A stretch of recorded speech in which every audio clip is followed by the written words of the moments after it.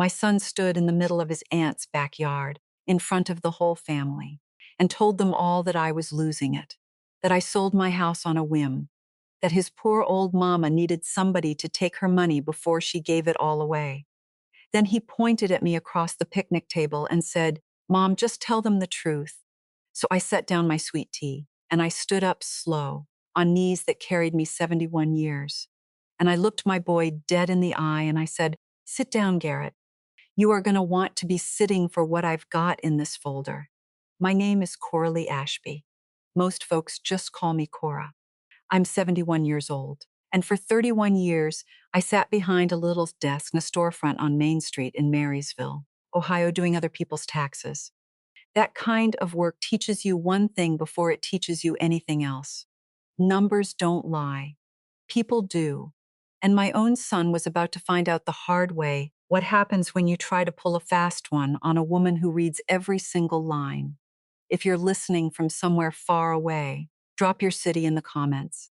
And please, stay with me until the end. Because a thing like this doesn't start with a folder on a kitchen table. To understand how I ended up standing in that backyard, you've got to come back with me a good ways. All the way back to the worst night of my life. My husband Everett died in the winter of 1991. He worked at a machine shop out on Route 4, and he was driving home from a double shift on a night the roads had glazed over with ice, and a truck came across the center line. And that was that. One phone call at 2 in the morning, and my whole life split right down the middle. Everett was 38. I was 36. And our boy Garrett was 9 years old, standing at the top of the stairs in his pajamas while I took that call, old enough to know something was terrible and too little to know what.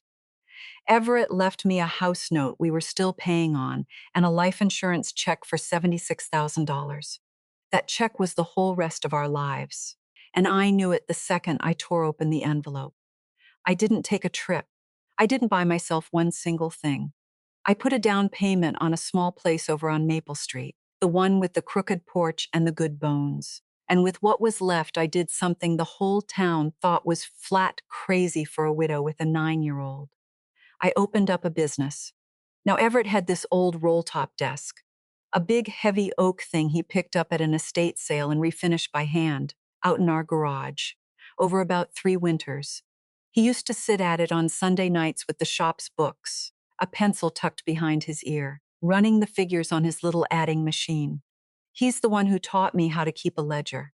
He used to tell me, "A dollar always leaves a footprint. Cora, you just have to know where to look." I'd been keeping books at his elbow the better part of 10 years before he passed. So by the time this story finds me, I'd spent close to 40 years of my life with a pencil and other people's numbers, 31 of them behind my own desk on Main. When Everett died, I hauled that desk down to the storefront, and I ran my whole practice off of it. And then there was the sign.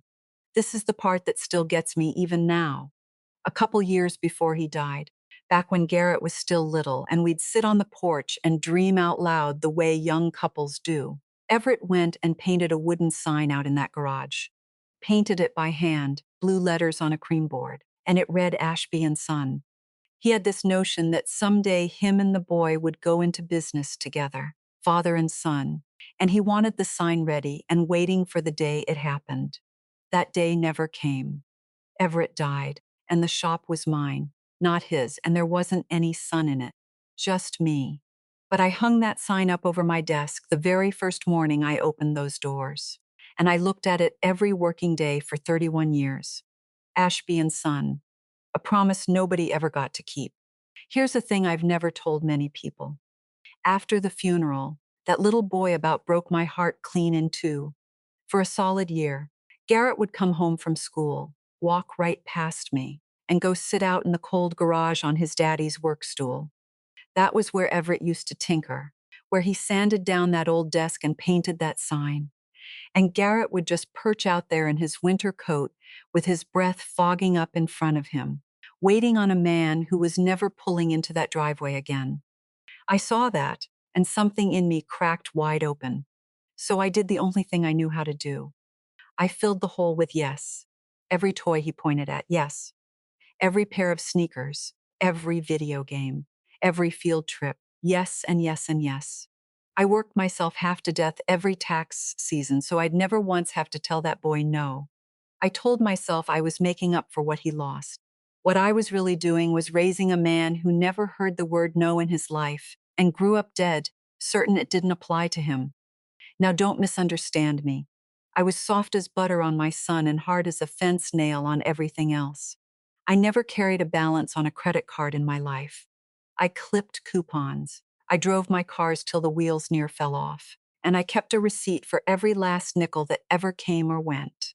When I finally retired 3 years back, in 2023, I owned that Maple Street house free and clear, 22 years of payments made on time, not one of them late. I had a pension and a little savings that added up to a comfortable sum. Not rich. Comfortable. The kind of money you earn one long day at a time and nobody ever handed you. My Garrett is 44 now, and he's a charming man. I'll give him that much. Could talk the birds right down out of the trees. But charm and follow-through are two entirely different animals. He tried a food truck, folded in 8 months. He tried a route of vending machines, got repossessed. He tried some online drop shipping business I never did fully understand, and that one went belly up too. And every single time it went under, guess who covered the hole? I quit calling them loans a long while ago. On account of a loan is a thing that comes back to you.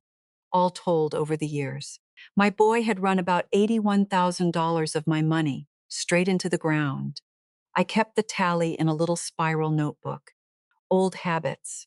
About 5 years back, Garrett married a woman named Sloan Kingsley, before she took his name.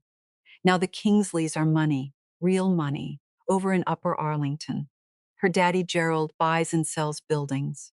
Sloan grew up with a swimming pool and a lady who came to clean, and she never had to balance a checkbook a day in her life.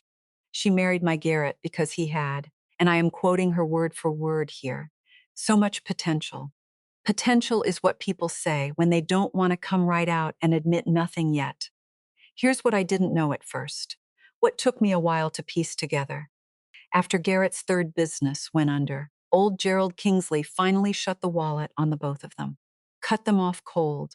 And Sloan, being a Kingsley, was way too proud to let her own family catch wind that they were hurting for cash. So she kept up the show. Nice car, nice clothes, big smile at Sunday dinner. But behind that door, those two didn't have two nickels to rub together, which is right about when they started turning up at my house every single evening for 3 years, 6:15 on the dot. That silver car of theirs would come rolling up my driveway. I'd cook, they'd eat, and they'd leave. And in 3 years of suppers, I want you to hear me on this one, not one time did either of them so much as carry a damn plate to the sink. I'd stand at that counter every night scrubbing up after two grown adults while they let themselves out the front door. I told myself they were just going through a rough patch. A rough patch doesn't last 3 years. Then Sloan started in on my house. First it was the curtains. Showed up one Tuesday with shopping bags and swapped out my living room curtains without so much as a buy your leave, said mine looked dated. Then it was throw pillows, the stiff seafoam kind you can't actually lean back on. Then a fancy glass vase on my mantel that wasn't mine and cost more than I'd spend on a vase in 3 lifetimes. I never asked for a lick of it. And every couple weeks there'd be some little comment. Should you really be up on that step stool doing your filing? Mom, at your age. At your age. Like 68. Like 71. Was some kind of diagnosis. Like these hands hadn't held a pencil steady over other people's money for 3 straight decades. Then one afternoon there was a brochure sitting on my kitchen counter. Whispering Pines Senior Living. Glossy thing. Smiling gray-haired couple on the cover, holding hands on a bench. And it fell open to a page that was already dog-eared, worn soft from handling. The section on memory care. Sloan left it there like a hint she wanted me to trip right over. A few days after that, I was standing in the back hall and Sloan was on the phone in my kitchen. She figured I'd gone down for a nap. I have not taken an afternoon nap in my adult life, but I let her think whatever she wanted. And I heard her low and easy, telling somebody, once we get Mom settled into Whispering Pines, we can finally gut the back of the house and open the whole thing up. Once we get Mom settled, my house, my Whispering Pines. She wasn't freshening up my living room.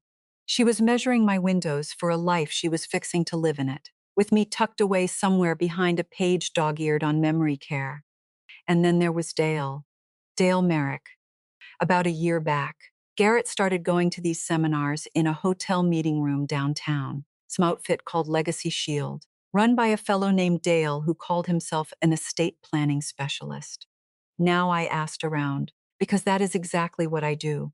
And here's what Dale Merrick actually turned out to be: a man who rents a hotel conference room, sets out a spread of cheese cubes and boxed wine, and scares a room full of old folks half out of their minds about how the government and the nursing homes are all fixing to swoop in and take everything they've ever owned. And then he sells them the cure. Dale didn't have a law degree. Dale didn't have much of anything but a sharp suit and a good scary story. But my Garrett came home from those seminars talking about Dale Merrick like the man personally hung the moon. And that brings us to a Sunday morning this past June. I made brunch, same as I did every Sunday of the world. Eggs over easy and bacon and toast and a fresh pot of coffee. And the kitchen smelled the way it always smelled. Garrett and Sloan sat at my table. Garrett ate the way he always ate, head down, fork going, phone in the other hand, not a word of thanks in him. Then he pushed his plate off to the side, reached down into a bag by his chair, and set a folder on my kitchen table and slid it across to me. Just sign these, Mom, he said, easy as anything, like he was asking me to pass the jam. Dale set up a trust so the state can't get its hands on your savings. It's all just routine paperwork. You don't even need to read it. Now I want you to understand something about me before I tell you what I did next. I am a tax woman. I have read the fine print on 40 years of other people's worst decisions. I have never once in my life signed a piece of paper I didn't read first. So I picked up that folder, and I opened it, and I started to read. Now most folks, you hand them a stack of legal papers, their eyes glaze right over, and they sign wherever there's a little sticky arrow. That's exactly what Dale and my son were counting on. But I've been reading trust documents and estate paperwork since before Garrett could drive. I filed returns for every kind of trust there is. And it did not take me but about 2 paragraphs to understand that this thing sitting on my kitchen table had nothing on God's green earth to do with protecting my savings from anybody. What it did was name my son as trustee, full control, effective immediately, not when I passed, not if I ever got sick and couldn't think straight. Right then, that morning, while I was sitting there in my own kitchen sharp as a tack with the coffee still warm, every account I had, my pension, my savings, all of it, would answer to Garrett the second I put my name at the bottom. Dale had dressed it all up in pretty language about shielding my assets, but stripped the fancy talk away, and it was the plainest thing in the world. My boy was asking me to sign my whole life over to him and call it a favor. And here is where 40 years of doing this work saved me. Because everything in me wanted to slam that folder shut and ask my son what in the hell he thought he was doing. But Everett taught me a long time ago, back at that roll-top desk, you don't react to a bad number. You reconcile it. You keep your face flat, and you find out where it came from. When you've sat across a desk from as many scared and lying people as I have, you learn that the worst thing you can do is let them see that you see them. So I closed the folder up nice and calm, and I set it back down on the table. I said, well, this is a lot to take in, honey. I'll look it over. Garrett didn't like that one bit. He leaned in and said, there's nothing to look over. Mom, Dale says the sooner we get it filed, the better. These things get complicated if you wait. And I just looked at my son with the same face to give a man trying to write off his fishing boat as a business expense. I said, I have never in my life signed a paper I didn't read. Garrett, and I'm not about to start at 71. My voice never went up. Didn't need to. Same flat, even tone I'd used telling a client they owed the IRS money. Calm enough to end it, firm enough that he knew not to ask twice. He backed off. Sloane looked at her phone, and a few minutes later they got up and left. And they left their plates sitting right there in the sinks, same as always. 3 plates, 3 coffee cups, 3 forks. I stood at that counter and washed every one of them by hand, and the whole time my mind was going like an adding machine. Soon as their car cleared the driveway, I called my sister Maxine. Maxine's 74, spent 30 years as a clerk over at the Union County Courthouse, and she has got opinions the way a July sky has got thunder. You don't ask for them. They just show up. I told her what Garrett put in front of me, and she about came through the phone. She said that no good boy wants what, and I had to hold the receiver away from my ear. I let her run for a minute, and then I said, Maxine, I need you to hush a second and let me think. In my line of work, you don't panic when the books don't balance. You go find the discrepancy. I told her, before I do one single thing, I'm going to check the numbers. And that's what I set out to do. Because here's the thing that had started itching at the back of my mind. If my son was willing to slide a phony trust across my breakfast table, then that wasn't the beginning of something. That was the middle. People don't wake up one Sunday and make their first grab. There's always a first entry, and it's usually one you didn't catch. So I sat down that afternoon and I did what I've done 10,000 times for other people. I ran an audit on my own life. I pulled up every account I had, checking savings, the pension, the little brokerage account. And I want to tell you, I half expected to find it all drained dry. But it was all there, every dollar accounted for, nothing missing. And for about a minute, I felt a wave of relief wash over me. Then that relief turned cold, because I understood what it meant. If they hadn't touched the money yet, but they were reaching this hard for a trustee arrangement, then they didn't want to steal from me one time. They wanted the faucet. They wanted to be able to turn it on any time they pleased, for the rest of my days. But something still wasn't adding up, and it took me most of the evening to put my finger on it.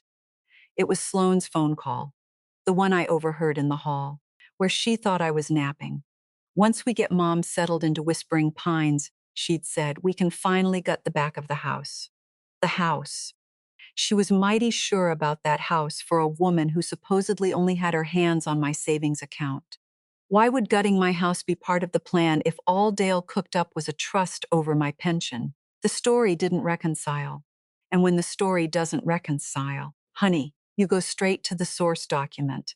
So Monday morning, I got in my car and I drove downtown to the Union County Recorder's office. That's where every deed, every mortgage, every scrap of paper that has anything to do with who owns what piece of land in this county gets filed and kept. I walked up to the counter and I asked a young woman if she'd pull the current deed on my property over on Maple Street. I gave her the parcel number. I had it memorized, on account of I'm the kind of woman who has her parcel number memorized.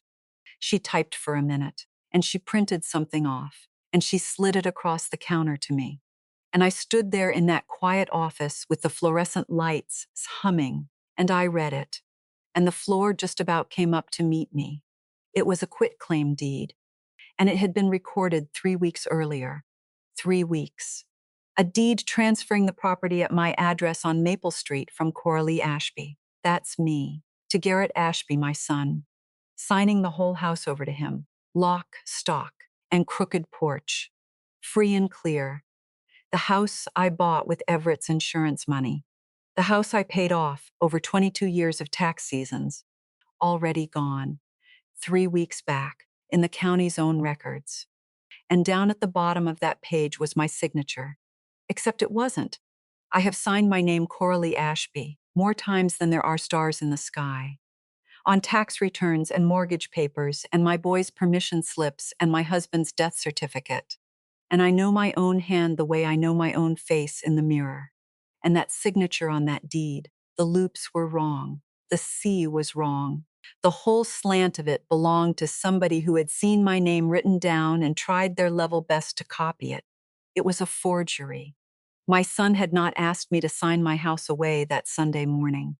He'd already stolen it 3 weeks before, forged my name to do it. And that folder at breakfast was just him circling back to grab the cash on his way out the door.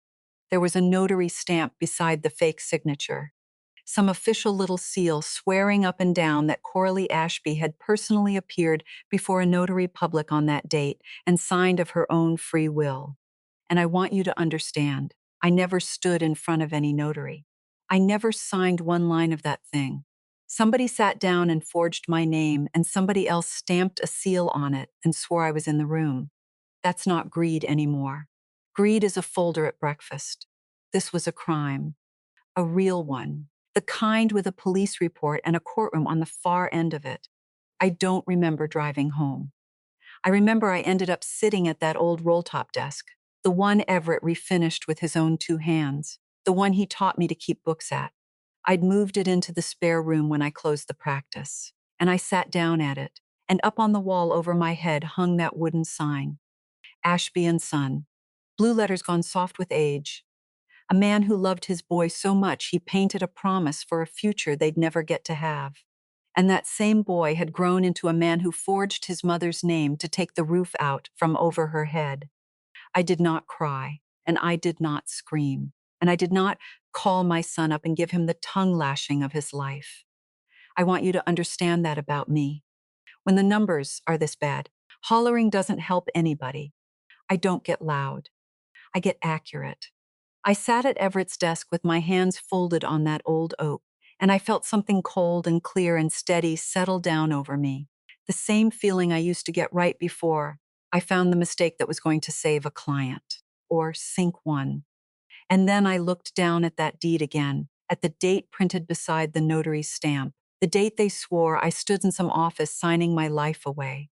And I read that date, and something in me went very, very still, because I knew exactly where I was that day. I knew it down to the hour, and it was a long, long way from any notary's desk in Union County, Ohio. I had the receipts to prove it, too. I always keep the receipts.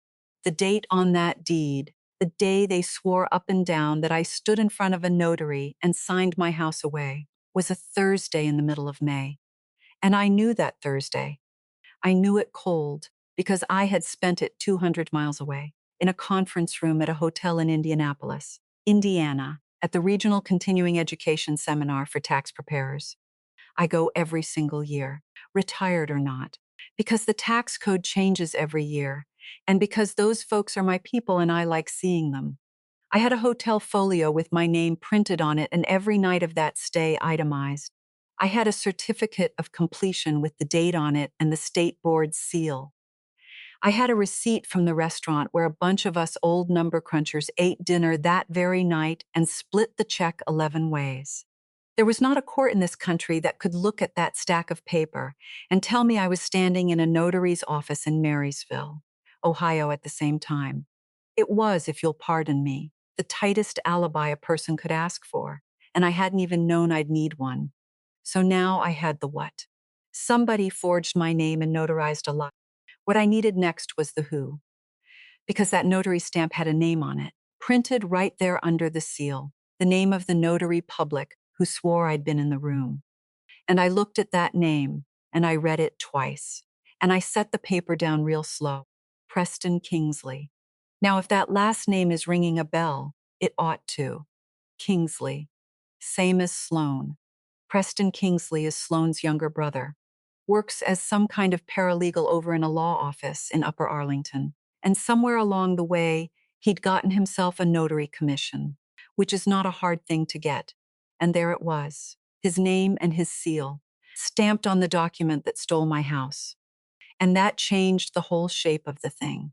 See, up till that moment, I'd been telling myself a certain story, that my Garrett was a weak man who got in over his head, who fell in with a snake oil man named Dale Merrick and did a desperate, stupid, terrible thing. A story where my boy was the fool. But you don't accidentally forge your mother-in-law's signature. And you sure don't accidentally get your wife's brother to stamp a notary seal swearing it was real. That takes at least 3 people sitting in a room together deciding to do it.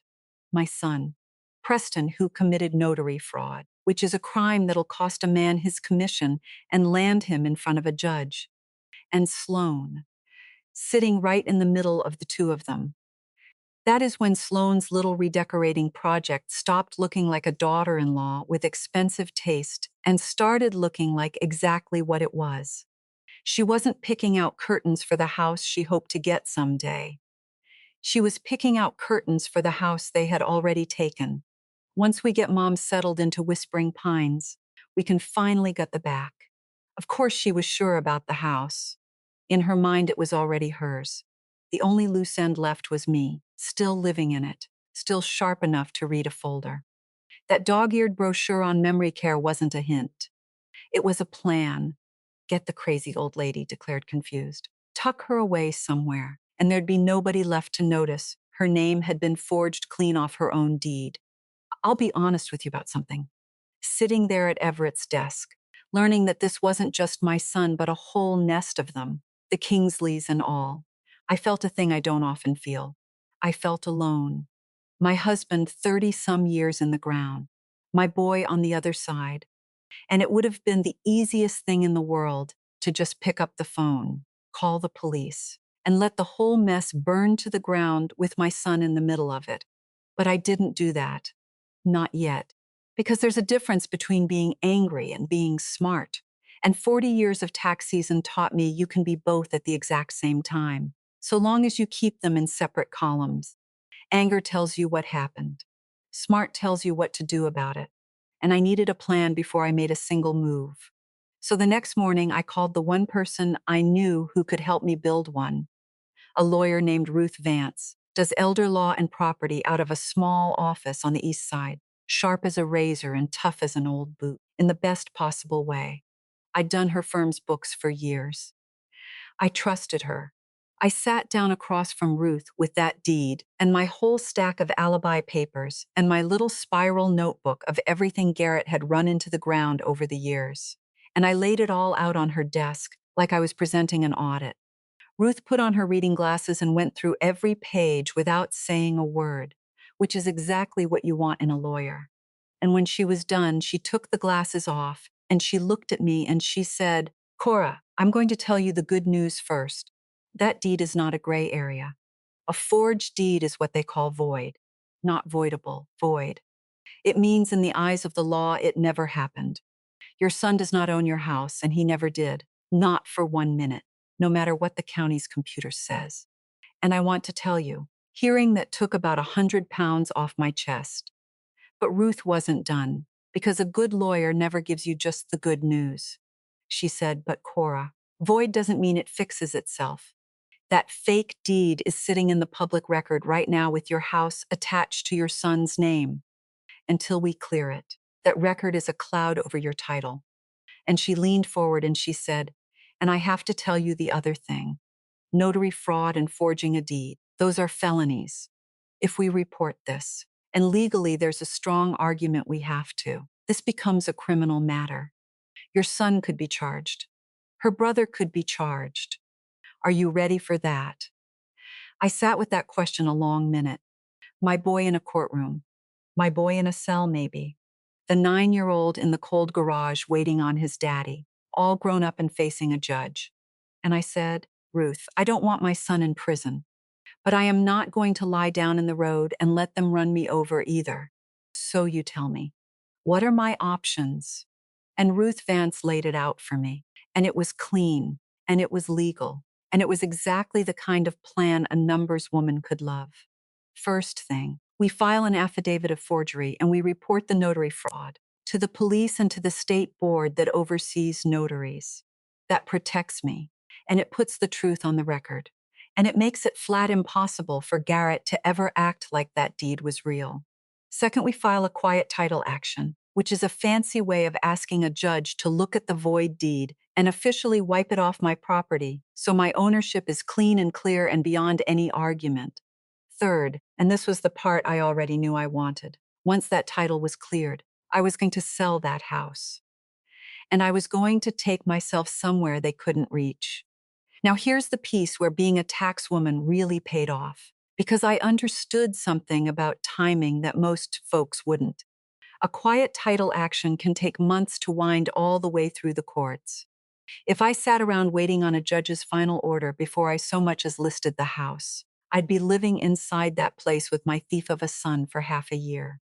But Ruth explained that because the forged deed was void on its face, and because I had an alibi you could hang the moon on, and because the notary was the buyer's own brother-in-law, which is about as clear a fraud as ever there was, a title insurance company would work with us. For a cash buyer, one who didn't need a bank's blessing, we could get clean title insured and close the sale while the quiet title action ran alongside to scrub the record for good. In plain English, I didn't have to wait for the courthouse to catch up. I could move now. And there was one more thing, the part that mattered most to me. What to do about that criminal report. Ruth told me straight. Because forgery had to be reported. The wheels were going to start turning no matter what. But whether the prosecutor came down on my Garrett himself, or just on Preston and that snake Dale Merrick, that would depend on a whole lot of things. And one of the biggest was me. Whether I pushed, whether I cooperated all the way, or held back on my own son. In other words, I was holding the one card that mattered. And Garrett didn't even know the game had started. That was the plan. Clear the title, sell the house, move somewhere safe, put what money I had left into a trust my son could never lay a finger on, and hold that criminal report over the whole thing like a hammer I hadn't decided yet whether to swing. Ruth said she could have the affidavit and the filings ready inside the week. I signed what needed signing, with my own hand, my own real signature, in front of a notary I actually stood in front of. And I drove home. But there was one part of the plan that was mine alone, one thing I hadn't told even Ruth, and it was this. I wasn't going to say a word to Garrett. Not one. As far as my son and Sloan and the whole Kingsley bunch knew, nothing had changed. The crazy old lady was still stewing over whether to sign their folder. And every evening at 6:15, that silver car was still going to come rolling up my driveway, and I was going to open my door, and I was going to cook them dinner, and smile, and let them eat off my plates in a house I was already quietly selling right out from under them. Because I had learned the hard way that some people never look at you at all. They look at your kitchen, and they were about to find out just how much a woman can get done while nobody's watching her hands. That very night, 6:15, I heard the engine in the driveway, and I got up and I tied on my apron, and I went to answer the door. I answered that door with a smile on my face, and I want to tell you, that was the beginning of the strangest few weeks of my whole life. Because from that night on, I was living two lives at the exact same time, in the daylight hours. While Garrett and Sloan were off doing whatever it was they did, coffee shops and Sloan's yoga studio and whatever bar Dale Merrick was holding court in that afternoon, I was quietly taking my life apart and packing it into boxes. And then come 6:15, that silver car would roll up the drive, and I'd untie my apron long enough to answer the door, and I'd cook those two supper on the plates I hadn't wrapped up yet, and I'd smile and ask about their day, and they'd eat, and they'd leave their dishes in the sink and drive off into the evening, none the wiser. Two lives. One of them ending, one of them just getting started, and only I knew which was which. Ruth Vance had the affidavit of forgery filed inside the week, just like she said. She reported the notary fraud to the police and to the state board, and she got the quiet title action moving through the court. And here is the thing I was counting on, the thing that turned out to be true. The law is slow. A police report about a forged deed does not send squad cars screaming up to your son's house that same afternoon. It goes in a file. It waits its turn. Detectives have 100 other cases, and paperwork fraud with no violence and no missing money yet is not the thing that jumps to the top of the pile.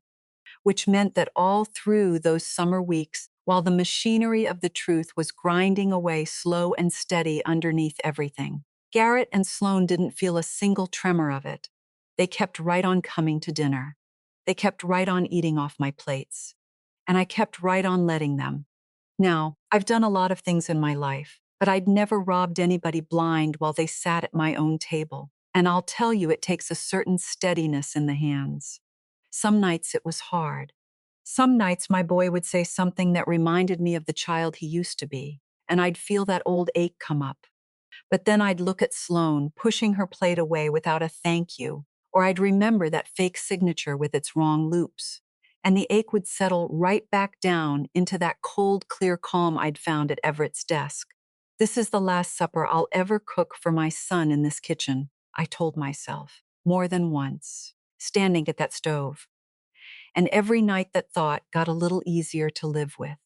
While I cooked at night, I audited by day, if you want to call it that.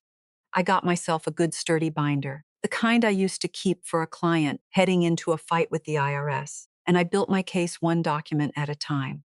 The printout of the fake deed from the county recorder, my hotel folio from Indianapolis, and the certificate with the state seal, and the restaurant receipt split 11 ways. My bank statements going back years, proving I'd never once authorized anybody to touch a dime of mine, and my little spiral notebook with every failed business and every unpaid loan, $81,000 of it, laid out in my own hand in neat columns. I tabbed it and I dated it and I organized the whole thing like I was fixing to present it, because as it turned out, I was. When you spend your life proving things to the government with paper, you learn there is nothing on this earth as powerful as a well-kept record. Feelings folks can argue with. A receipt. They cannot. My friend Faye came over to help me pack. Faye's 68, was my bookkeeper for the last dozen years I ran the practice, and she is the kind of friend who doesn't need you to say much. We wrapped my good dishes in newspaper. We folded linens into bins. We took my pictures down off the walls and laid them face down in cardboard, and Faye held the other end of every heavy box and every long silence without a single question I didn't want to answer. The roll-top desk. We wrapped like it was made of glass. And then it came time to take down the sign. Ashby's and Son. For more than 30 years it hung over that desk, first on Main Street and then in my spare room. And I stood there looking up at those soft blue letters my Everett painted with his own two hands. Faye offered to get it down for me, but I said no. This one's mine. I pulled the nail out myself, and I held that board against my chest a minute, and I said, right out loud, "Quiet, I'm taking you with me." Not the boy's name, yours. Because whatever Garrett had done, that sign was never really about him. It was about a man who loved so hard he built a future in advance. And I was not about to leave that behind in a house I was handing over to strangers. And strangers there were, because right about the time the packing was done, the house sold. Ruth found me a cash buyer, a young couple named the Farleys. First house, no bank to answer to. Exactly what we needed. The title insurance company reviewed the whole ugly business, the void deed and my ironclad alibi and the notary being the buyer's own brother-in-law, and they insured a clean title. And the quiet title action kept right on running in the background to scrub the record for good. We closed on a Thursday. $362,000, wired straight into an account with only my name on it. I signed the papers at Ruth's office while Faye sat in the waiting room pretending to read a magazine, and I'll tell you my hands were steady as ever. It was Faye's that were shaking. Then the movers came, 3 men and half a day, and they carried out 40 years of my life. Room by room that house went hollow. And when the last box was on the truck, I did not sit in the middle of an empty living room and wait, the way you might expect. I locked the door for the last time. I left the key with Ruth for the Farleys, and I drove myself over to Whispering Pines Senior Living. That's right. The very place off that dog-eared brochure, the one Sloane left on my counter to scare me. I'd toured it, and I'd picked out a little one-bedroom, and I'd signed the lease with my own hand. If they wanted me settled at Whispering Pines so bad, well, I settled myself on my own terms, with my own money, and not one soul managing a dime of it. I set that roll-top desk up in the corner of my new little living room, and I hung Everett's sign on a fresh wall, and I brought along one box I hadn't opened in years, an old box of Everett's papers, and I set it on top of the desk. I wasn't ready to open it yet, but something in me knew it needed to come along. And then the summer turned, and the machinery of the truth finally caught up. It happened at the end of August. Ruth got word that the investigation had moved far enough along that the detectives had started asking about Preston, about that notary stamp, and somehow that news made its way back to Garrett, the way these things do. And my son panicked. And in a panic, a man goes running to the one place he's sure is still solid ground. My son got in his car and he drove to the house on Maple Street. Whether he went to try and take out a loan against it, or to head off whatever was coming, or just because he didn't know where else on earth to go, I can't tell you. But he pulled up that driveway, the same driveway he'd pulled up 1,000 times, expecting his mama's house to be sitting right there waiting on him like it always had been. And instead, he found a sold sign staked in the front yard, and two little kids' bicycles laying in the grass, and a young man he'd never seen before in his life standing on the porch with the crooked step, holding a garden hose. That was Mr. Farley. And by the time I heard the story secondhand, I could just about picture the whole thing. My Garrett standing frozen at the bottom of the drive. Mr. Farley calling down, "Can I help you, buddy?" And Garrett saying, "This is my mother's house." And that poor young man, confused as could be, saying, "No, sir, this is my house. We bought it from a Coralie Ashby back a few weeks ago, closed and everything. We just moved in." My son standing there in the summer heat while the ground he was so sure of turned to water under his feet. Not an empty house echoing his own voice back at him. Worse than that, a house full of somebody else's life, somebody else's kids, somebody else's bicycles in the yard. Gone. All the way gone. That forged deed he'd stolen my whole world with wasn't worth the paper it was printed on. And now there was a family named Farley planting tomatoes where my Everett once dreamed out loud on the porch. My phone rang about 20 minutes later. I was sitting in my new little apartment at Whispering Pines with a cup of tea, and I saw my son's name come up on the screen, and I let it ring twice before I answered. And when I picked up, Garrett was near hysterical. "Mom," he was saying, "Mom, what happened? Where are you? There's people living in your house. Somebody's living in your house." And I set my tea down, and in the calmest voice I had, the voice I used to use on a client the day the audit letter came, I said, "I know there are, honey. I sold it." His voice cracked right in half. "You what? You sold it." I said, "I sold my house, Garrett. $362,000. Closed a few weeks back. I'm at Whispering Pines now. Got a nice little place." And there was this silence on the line, this awful ringing silence. And then he said, real quiet, real scared, "But Mom, you can't." And he didn't even finish it, because I think some part of him already knew. "So I finished it for him," I said. "Garrett, I know about the deed," I said. "I know you forged my name on a quitclaim, and I know Preston stamped it, and I know the date you swore I was in that office. Because I was 200 miles away in Indianapolis, and I've got the receipts to prove it. And I've got a lawyer, and it's all been reported. That deed is void, son. You never owned one nail of that house. And there was not one sound on the other end of that phone." Then I said the thing I'd been saving.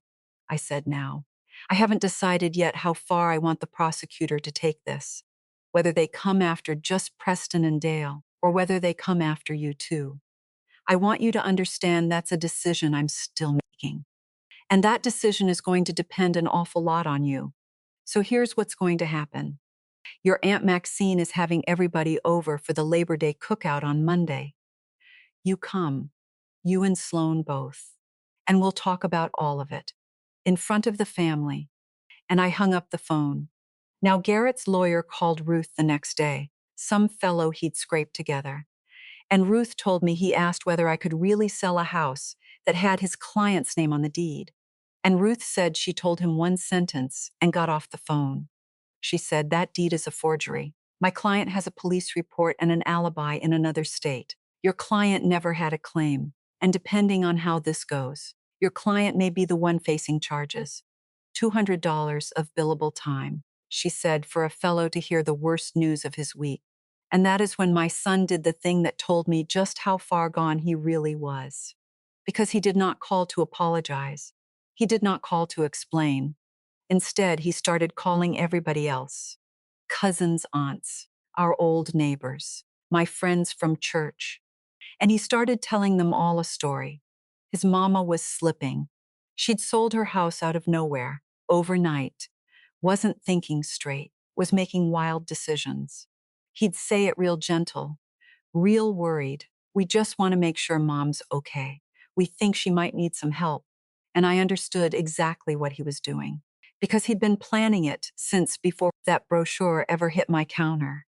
If he could get enough people believing the old woman had lost her marbles first, then when I stood up and said forgery, it would sound like the confused rambling of a lady who needed managing.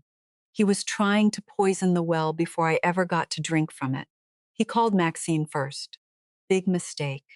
Aunt Maxine. He started in. Has mom been acting strange lately? And Maxine cut him off cold.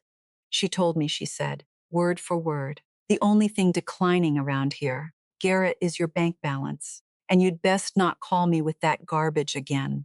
He tried a couple of my church friends. He tried our cousin Wendell, and Sloan got in on it too. She posted an old picture up on the Facebook, one from a Thanksgiving years back where I'd cooked for the whole table, and she'd brought a bottle of wine with a bow on it, and she captioned it, praying for Coralie during a hard season, with one of those little folded hands. Praying for me, like I was a diagnosis, like I needed the whole internet's prayers to get me managed and tucked away.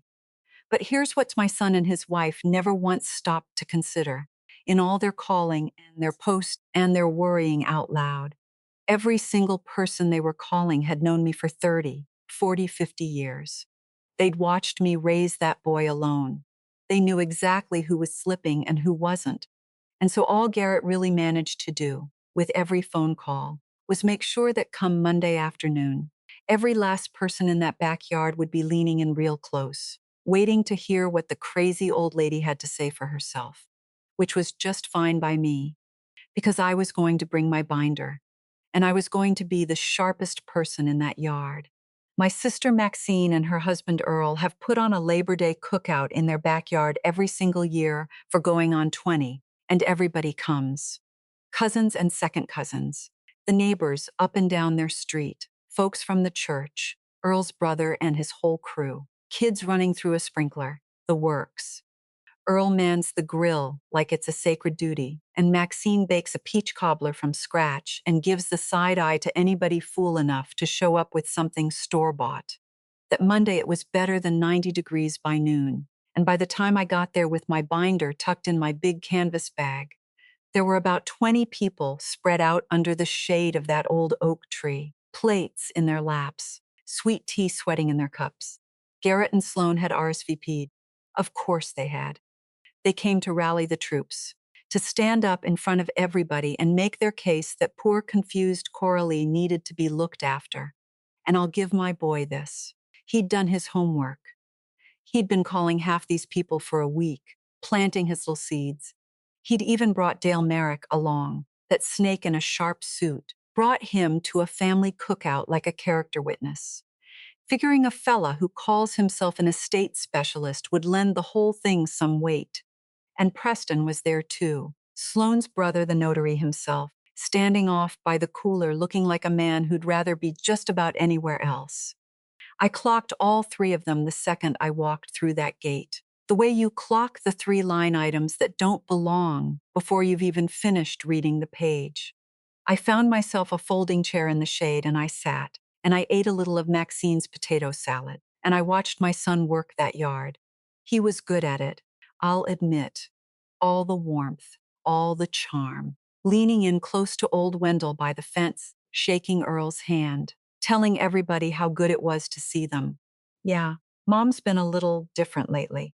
I heard him tell our cousin, real low and sad, sold her house right out of the blue. We're just worried sick about her. Planting, planting, planting. And I just sat there and let him plant, because I have learned that the deepest hole a man can dig himself is the one he digs while he thinks he's winning. After everybody'd eaten, when the paper plates were piling up in the trash bags and Earl's grill was finally cooling down, my son stood up. He tapped his glass of sweet tea with a fork, and the yard got quiet, and he put on that face.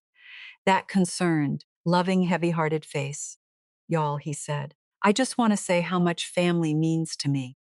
And that's why I've got to share something that's been weighing on my heart. My mom's been through a lot. She's alone. She retired. And lately she's been making some decisions that, well, they worry us." He looked around the yard, gathering up all those nods he'd bought and paid for over the phone all week. "She sold her house," he said. "Just like that. Nobody knew. And now she's moving off away from her family. And Sloan and I, we just want to be sure she's okay. We want to be sure she's not being." And here he paused and picked his word real careful, influenced by somebody. And then my son turned and looked right at me across that yard full of people, and he said, "Mom, just tell them the truth." And there it was. So I set down my sweet tea, and I stood up, slow on these knees that have carried me 71 years. And I looked my boy dead in the eye, and I said, "Sit down, Garrett. You are going to want to be sitting down for what I've got in this bag." His smile flickered, just for a second, but I saw it. The way you see a number go wrong before your pencil even stops. 40 years of reading people across a desk teaches you to catch the exact moment a person realizes the ground isn't where they left it. Garrett didn't sit. He kept standing. Like standing gave him the high ground. "That's all right. I've delivered bad news to plenty of folks who were standing." I reached into my bag and I took out my binder and I set it on the picnic table. And I said, "My son asked me to tell you all the truth. So let's do that. Let's reconcile the books." And I opened it up. I didn't rush. You don't rush a set of books. 3 years ago, I said, my son lost his third business.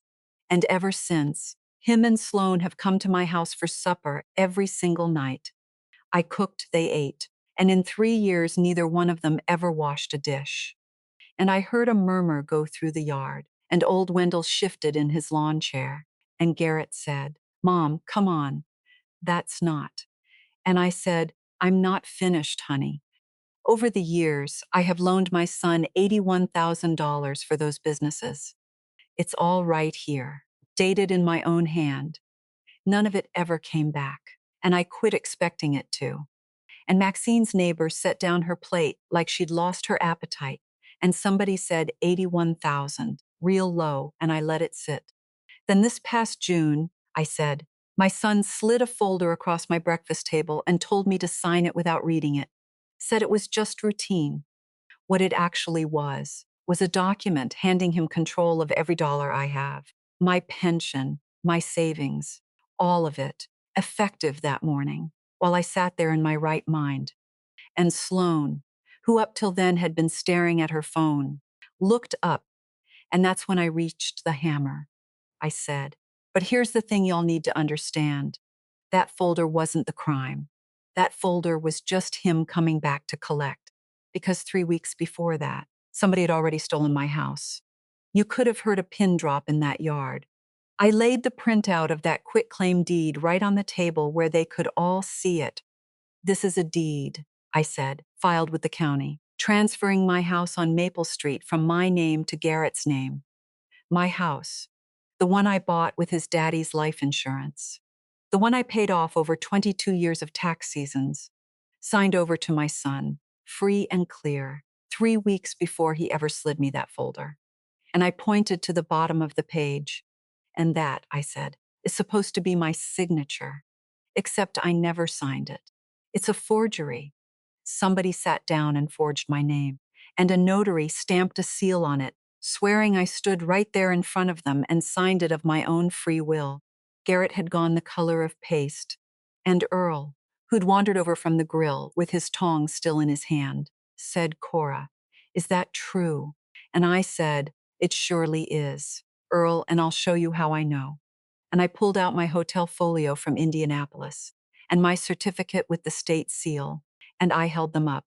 Because the day they swear I stood in that notary's office in Marysville, I was 200 miles away at a tax seminar in Indianapolis. I've got the hotel bill. I've got the certificate. I've got the receipt from the supper 11 of us split that night. There is not a court in this country that can put me in two places at once. So somebody forged my name, and somebody notarized the lie.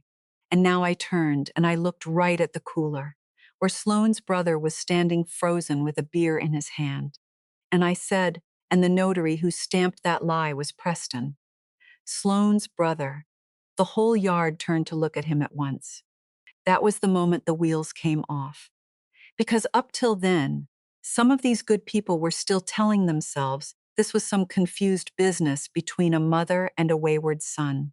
But a wife's own brother forging and stamping a deed, that's three people in a room deciding to steal an old woman's house together.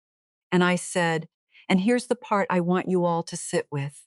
I've known about this for weeks. I found that forged deed back in June. I've had a lawyer. I've reported it. I've cleared my title. And I sold that house and moved out 3 weeks ago. And every single night while I was doing it, these two sat at my table and ate the supper I cooked them and never knew a thing, because they never once looked at me. They only ever looked at my kitchen. And Sloane, God love her, panicked. She stood up and she said, okay, everybody just calm down. This is a family matter. We don't need to air all this out here. And Maxine turned on her like a searchlight and said, you RSVP'd to my cookout to tell all of us my sister's senile. Honey, you're the one who aired it. And Sloane's mouth opened and closed. And then in front of God and everybody, she spun around to my son and hissed, I told you Preston shouldn't have put his name on that thing. And the second it was out of her mouth, she knew. Because that one sentence tied her to the whole rotten business tighter than any deed ever could. Preston set his beer down on the cooler like it had gone hot in his hand. And Dale Merrick, that snake, started drifting toward the gate real casual. And Earl stepped right into his path with those grill tongs and said, sit down, Dale. We're not finished. And Dale sat. And it just tumbled out of everybody at once, the way a thing does when the truth finally breaks loose. Wendell was on his feet saying, Garrett, I have known your mother since she was studying for exams at my kitchen table with you in a car seat. And Nadine, who I'd driven to her chemo every Tuesday for 4 straight months a couple years back, after my own long work days. She stood up with tears in her eyes and said, this woman drove me 40 minutes each way to my treatments and sat with me the whole time. Don't you dare stand there and call her helpless. And the reverend from the church was shaking his head, and Earl's brother was muttering, and my son stood in the middle of all of it, shrinking, every sentence out of him getting shorter than the last. Dale said it was legal. Preston said he thought. Preston said, no, Dale said.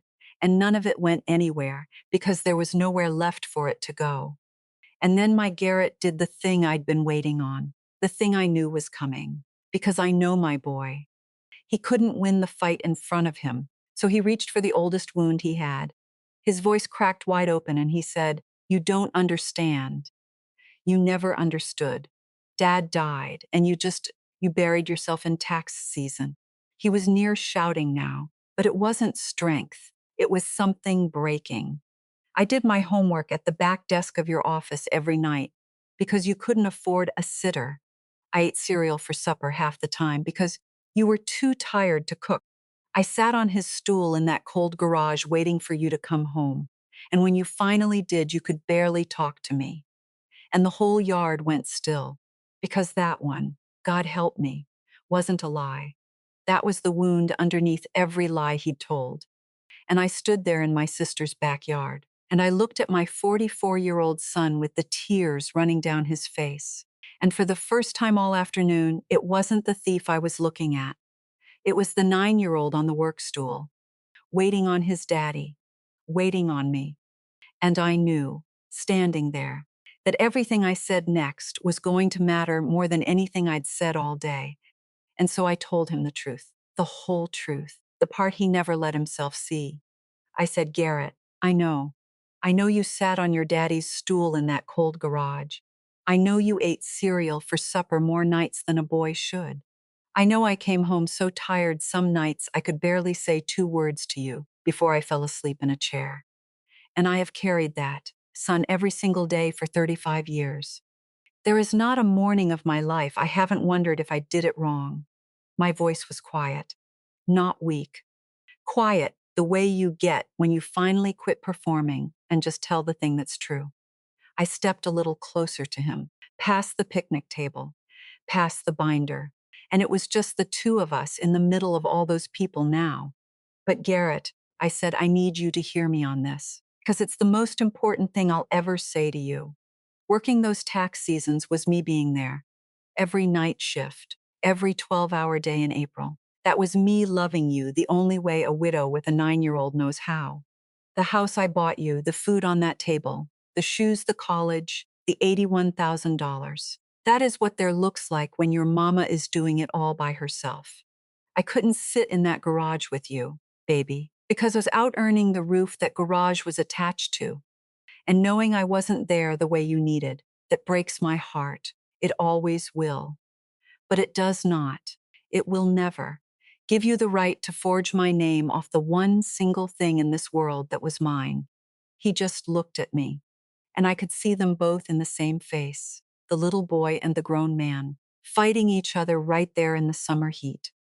And then I did the thing I'd been carrying up my sleeve all along, the thing I hadn't even told Ruth. I said, there's one more thing you all should know. And I told them about the box, that old box of your daddy's papers. Garrett, the one I brought with me to Whispering Pines and couldn't quite bring myself to open for years. I finally opened it. And your father, being the careful man he was, the man who taught me every number I know, he'd left something in it. Savings bonds. And a letter. Written in his own hand for you. The yard had gone still as church. He wanted you to have them. I said, but not for nothing, and not for failing. He left instructions, plain as day, in his own words. You were to get them the day you bought your first house honest, with your own 2 hands. Having earned it, that's what the money was for, son. Not a handout, a hand up for the day you stood on your own. Your daddy left you a path to a home, and instead of walking it, you tried to steal one off your own mother with a forged piece of paper. And I'll tell you, that was when it landed on him, all of it, the whole terrible weight of it. Because his father, the man he'd been throwing in my face all afternoon, had believed in him enough to leave him a future. And he'd traded that future for a lie Dale Merrick sold him in a hotel conference room. I didn't hand him the letter. He wasn't ready, and we both knew it. But I read him the one line I'd read 100 times myself since I opened that box. Everett wrote, son, if you're reading this, it means you did the hardest and finest thing a man can do. You built something honest, and you stood on your own feet. So go on now and hang that sign, Ashby and Son. That sign my husband painted for a dream, 31 years over my desk, waiting on a boy who might yet become the man to earn it. I told Garrett, it's in the trust. It'll be there the day you deserve it, and not one day before. Then I picked up my binder, and I closed it, and I hugged my sister Maxine, and Faye drove me home. Here's how it all shook out, in case you're wondering. The forgery report ran its course, the way these things do once the wheels start turning. Preston lost his notary commission and got himself charged. And last I heard, he was busy learning that stamping your sister's schemes is a mighty expensive favor. And that snake Dale Merrick. Well, it turned out my binder was worth more than I ever figured. Because when the state started looking into his Legacy Shield outfit, my records helped a whole handful of other old folks he'd fleeced finally come forward. 31 years I spent protecting strangers from paperwork. And here at the end, my paperwork went and protected them right back. Sloan moved on back to her mama and daddy's place in Upper Arlington. On account of the Kingsleys have a great deal of money and absolutely no interest in it being tangled up in a fraud case. Without free suppers and the promise of my house holding it together, whatever my son and that woman had came apart at the seams inside of 2 months. And Garrett, for the first time in his whole grown life, went and got himself a real job. A regular, Honest clock in, clock out job. Keeping the books for a little outfit across town. Keeping the books. Lord, if that isn't a thing. Me, I'm just fine at Whispering Pines. My little one bedroom, the roll-top desk in the corner, Everett's sign up on the wall over it. I make what I want for supper, and I make it small. No leftovers. Nobody else's plates to wash. And a few afternoons a week, I do the taxes for a couple of my neighbors here, free of charge, because a body doesn't just quit being who she is. Old habits. Maxine brings a cobbler every Sunday, a real one, never store-bought. Faye stops by. Nadine calls just to talk. And then about 4 months on, near Christmas time, my phone rang, and it was Garrett.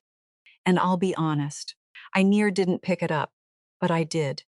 And he wasn't calling to ask me for one single thing. He said, "Mom, I did my own taxes this year. First time in my life. And I made a god-awful mess of it." And I laughed. And then he laughed. And it was the first real laugh between the two of us in longer than I could remember, small and careful, like two folks testing the ice before they step out on it. He isn't forgiven, not all the way, maybe not ever fully, but he did his own books. He fed himself. He stood on his own 2 feet and made an honest mess of it, which is more than he'd done in 44 years. I told him he could come by and see me sometime. That's a start. And his daddy's letter is right there in that trust, waiting for the day my boy finally earns the right to hang that sign. People think a taxwoman spends her whole life counting money. I spent mine learning what folks do when they think nobody's checking the math. My son believed a mother's love was an account with no bottom, that my yes would always cover his shortfall. And for 40 years I let him, because I'd gone and mistaken giving for loving. They are not the same thing. Love keeps a person warm, but endless giving just teaches them you'll always pay the difference. I didn't sell my home to punish Garrett. I sold it to close an account that should have closed a long time ago, the one where his comfort got billed to my silence. You can forgive your child and still stop paying for the worst version of him. That isn't cruelty. It's the first honest entry I'd made in years. Some columns only balance when you finally sit down and write 2 words at the bottom. Paid in full.